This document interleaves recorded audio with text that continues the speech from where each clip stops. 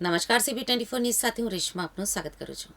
Seventh day સ્કૂલમાં વિદ્યાર્થીની હત્યાથી રોષ ફેલાયો છે, ત્યારે સ્કૂલ દ્વારા ઓનલાઈન શિક્ષણ શરૂ કરાયું છે.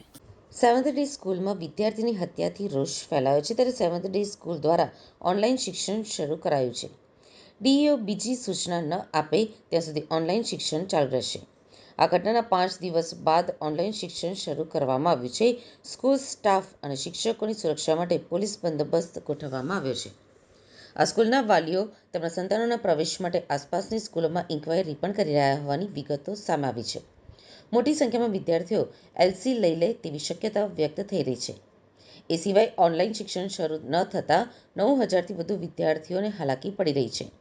આ તમામ બાબતોને ધ્યાને રાખી સ્કૂલમાં વહીવટી તેમજ શૈક્ષણિક કામગીરી સંભાળવા માટે શિક્ષણ વિભાગના વર્ગ 2 અને વર્ગ 3ના અધિકારી મૂકવામાં આવે એવી વાલીઓમાં માંગ ઉઠી છે.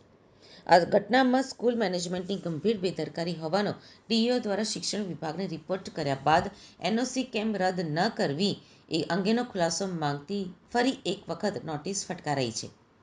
ડીઈઓની નોટિસની મુદત મંગળવારના રોજ પૂર્ણ થશે. બીજી તરફ એવી પણ વિગતો સામે આવી છે કે સોમવારે મોટી સંખ્યામાં વાલીઓ ડીઈઓ કચેરીમાં પણ રજૂઆત કરવા પહોંચવાના છે, જે અંગે સત્તાવાર કોઈ જ જણાવવા તૈયાર નથી. પરંતુ અત્યારની સ્થિતિ મુજબ હજુ સુધી ઓનલાઈન શિક્ષણ શરૂ ન થતાં વિદ્યાર્થીઓનું શિક્ષણ કાર્ય ખોરવાયું છે. તો બીજી તરફ ઘણા વાલીઓ પોતાના સંતાનોની એલસી લેવાની પણ તૈયારી કરી રહ્યા છે.